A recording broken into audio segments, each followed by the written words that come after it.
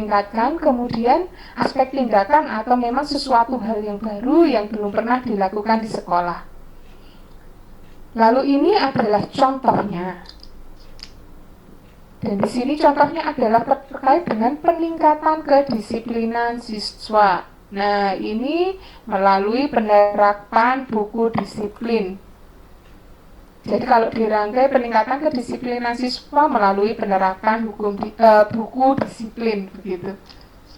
Baik, di sini di dalam judul ini ada hal yang memang akan ditingkatkan dan aspek tindakannya. Saya lanjutkan Bapak dan Ibu, sekarang kita masuk ke tujuan RPK. Nah, kalau tujuan RPK itu ada untuk meningkatkan kinerja sekolah atau menyelesaikan masalah, kemudian tujuan untuk peningkatan kompetensi kepala sekolah, lalu yang ketiga adalah untuk meningkatkan prestasi belajar peserta didik. Nah, di dalam RPK itu kita harus mencantumkan indikator keberhasilan.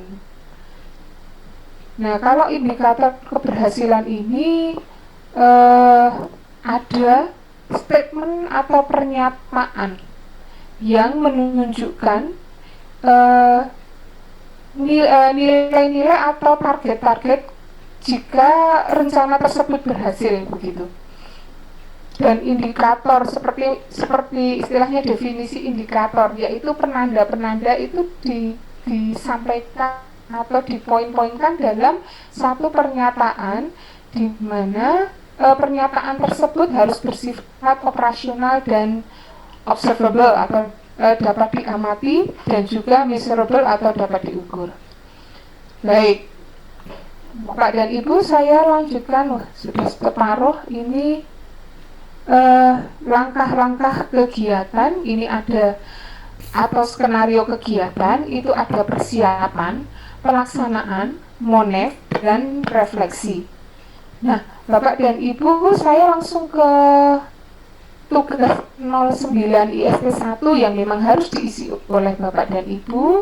Nah, namun di penjelasan tersebut belum ada sumber daya dan metode pengumpulan data. Nah, untuk sumber daya itu mencantumkan SDM-nya, jadi siapa yang akan terlibat dalam RPK ini, kemudian sumber dayanya tidak hanya SDM-nya, namun sarpras, kemudian pembiayaan juga dapat dimasukkan ke dalam situ. Lalu untuk metode pengumpulan data, silahkan menggunakan metode wawancara, studi dokumentasi, observasi, atau lainnya. Baik, saya masuk ke RTL. Mohon maaf, PK.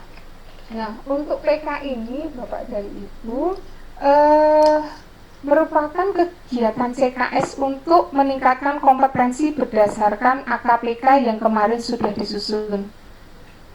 Berarti memang prioritas. Nah, saya lanjutkan bahwa saya tekankan lagi bahwa untuk PK ini adalah kegiatan calon kepala sekolahnya, jadi lebih ke aktivitas individunya, bukan lagi terfokus ke program sekolah.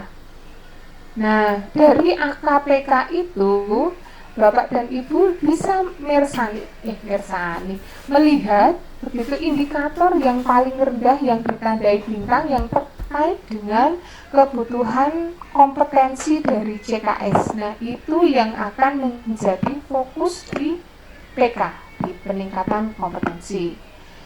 Baik, nah ini peningkatan yang PK itu, yang bintangnya kecil itu terkait dengan individu CKS itu harus dikonsulkan kepada mentor kedua begitu. Nah, kasusnya bagaimana? Nah, jika mentor kedua itu tidak mahir, maka bisa memilih poin PK atau indikator PK lain yang masih rendah gitu. Baik.